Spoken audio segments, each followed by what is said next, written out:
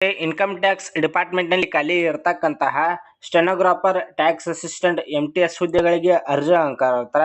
ಇಲ್ಲಿ ನೋಡ್ಬೋದು ಸ್ನೇಹಿತರೆ, ಒಂದೊಂದಾಗಿ ಪೋಸ್ಟ್ಗಳು ನೋಡ್ತಾ ಹೋಗೋದಾದ್ರೆ ಸ್ಟೆನೋಗ್ರಾಫರ್ ಗ್ರೇಡ್ 2 ಅಲ್ಲಿ ಟೋಟಲ್ ಆಗಿ 2 ಪೋಸ್ಟ್ಗಳನ್ನು ಕರೆದಿರ್ತಾರ. ಮತ್ತು ಟ್ಯಾಕ್ಸ್ ಅಸಿಸ್ಟೆಂಟ್ ನಲ್ಲಿ 28 ಪೋಸ್ಟ್ಗಳನ್ನು ಕರೆದಿರ್ತಾರ. ಅದೇ ರೀತಿಯಾಗಿ MTS ಹುದ್ದೆಗಳಲ್ಲಿ 26 ಪೋಸ್ಟ್ಗಳನ್ನು ಕರೆದಿರ್ತಾರ.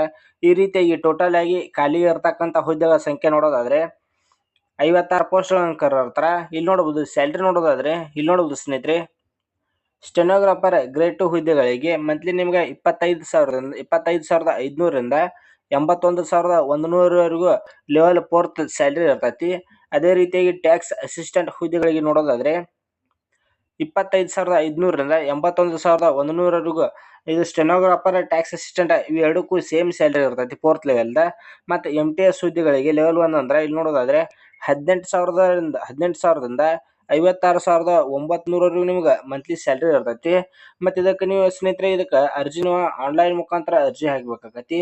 ಅದನ್ನ ನೀವು ಯಾವ ರೀತಿಯಾಗಿ ಅರ್ಜಿ ಹಾಕುವುದು ಏನು ಎಲ್ಲ ಪ್ರತಿಯೊಂದು ಮಾಹಿತಿಯನ್ನು ಈ ವಿಡಿಯೋದಲ್ಲಿ ತಿಳಿಸ್ಕೊಡ್ತಾರೆ ಮನಿ ಸ್ನೇಹಿತರೆ. ಮತ್ತು ನೀವೇನಾದರೂ ಇದೇ ಮೊದಲ ಬಾರಿಗೆ ನಮ್ಮ ಯೂಟ್ಯೂಬ್ ಚಾನಲ್ ವಿಸಿಟ್ ಮಾಡ್ತಾ ಇದ್ರೆ ಅಂಥವ್ರು ದಯವಿಟ್ಟು ಸಬ್ಸ್ಕ್ರೈಬ್ ಮಾಡ್ಕೊಂಡು ವಿಡಿಯೋ ನೋಡೋಕೆ ಬರ್ರಿ.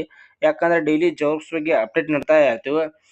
ಇಲ್ಲಿ ನೋಡೋಣ ಬನ್ನಿ, ಒಂದೊಂದಾಗಿ ನೋಡ್ತಾ ಹೋಗೋದಾದ್ರೆ ಇಲ್ಲಿ ನೋಡ್ಬೋದು, ಇದಕ್ಕೆ ಅರ್ಜಿ ಹಾಕಾಕ ಏಜ್ ಲಿಮಿಟ್ ನೋಡೋದಾದ್ರೆ ಎಷ್ಟು ವಯಸ್ಸಿದ್ರೆ ಇದಕ್ಕೆ ಅರ್ಜಿ ಹಾಕಕ್ಕೆ ಎಲಿಜಿಬಲ್ ಇರ್ತೀರಿ ಅಂತ ನೋಡೋದಾದ್ರೆ ಸ್ಟೆನೋಗ್ರಾಫರ್ ಗ್ರೇಡ್ 2 ಮತ್ತು ಟ್ಯಾಕ್ಸ್ ಅಸಿಸ್ಟೆಂಟ್ ಹುದ್ದೆಗಳಿಗೆ ಕನಿಷ್ಠ 18 ವರ್ಷ ವಯಸ್ಸಾಗಿರ್ಬೇಕು. ಕನಿಷ್ಠ 18 ವರ್ಷ ಆಗಿರ್ಬೇಕು. ಮತ್ತು ಗರಿಷ್ಠ ನೋಡೋದಾದ್ರೆ ಗರಿಷ್ಠ 27 ವರ್ಷ ವಯಸ್ಸಿರ್ತೈತಿ. ಕನಿಷ್ಠ 18 ಮತ್ತು ಗರಿಷ್ಠ 27 ವರ್ಷ ವಯಸ್ಸಾಗಿರಬೇಕು. ಈ ಸ್ಟೆನೋಗ್ರಾಫರ್ ಗ್ರೇಡ್ 2 ಮತ್ತು ಟ್ಯಾಕ್ಸ್ ಅಸಿಸ್ಟೆಂಟ್ ಹುದ್ದೆಗಳಿಗೆ ಅಪ್ಲಿಕೇಶನ್ ಹಾಕೋರಿಗೆ ಕನಿಷ್ಠ 18 ಇರಬೇಕು. ಮತ್ತು MTS ಹುದ್ದೆಗಳಿಗೆ ಅಪ್ಲಿಕೇಶನ್ ಹಾಕೋರಿಗೆ ಕನಿಷ್ಠ 18 ವರ್ಷ ವಯಸ್ಸಿದ್ದಿರ್ತೈತಿ.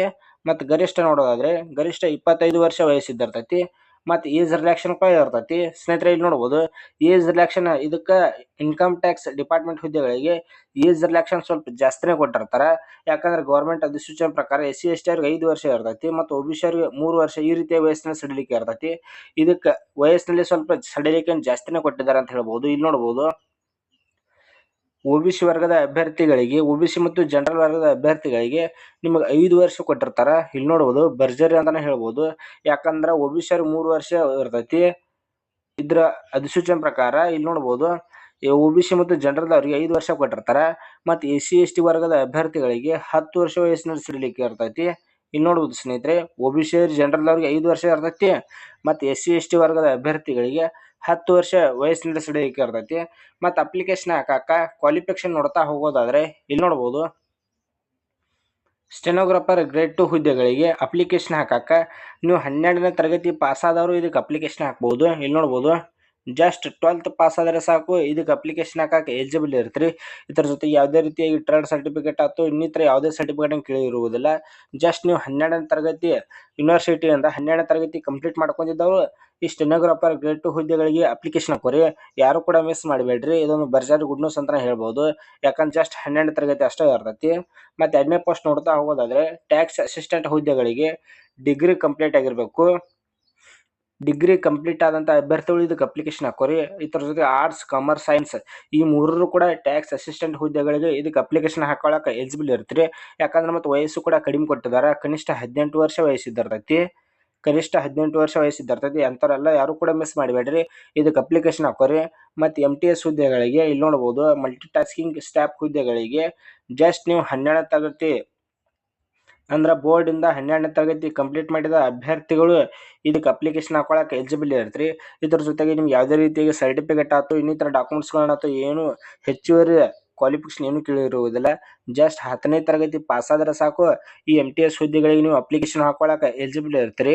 ಮತ್ತು ಸ್ನೇಹಿತರೆ ಇದರ ಅಪ್ಲೈ ಲಿಂಕ್ ನಮ್ಮ ಟೆಲಿಗ್ರಾಮ್ ಗ್ರೂಪ್ನಲ್ಲಿ ಹಾಕಿರ್ತೀನಿ. ಅಲ್ಲಿ ಹೋಗಿ ನೀವು ಇದಕ್ಕೆ ಅಪ್ಲಿಕೇಶನ್ ಹಾಕ್ಬೋದು. ಮತ್ತು ನಮ್ಮ ಇನ್ಸ್ಟಾಗ್ರಾಮ್ ಅಕೌಂಟ್ ಯಾರು ಫಾಲೋ ಮಾಡಿಲ್ಲ ದಯವಿಟ್ಟು ಫಾಲೋ ಮಾಡ್ಕೊಳ್ರಿ.